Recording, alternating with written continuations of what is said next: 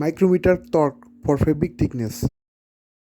Hello guys, now I am going to show you some measurement about fabric thickness, how we can see the fabric thickness of a garments or a garment's body.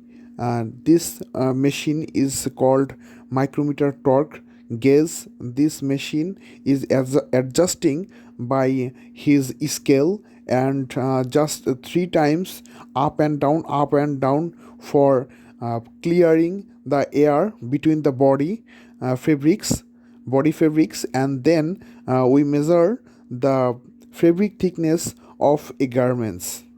Thank you guys. This machine is called micrometer torque. This is machine that is called micrometer torque.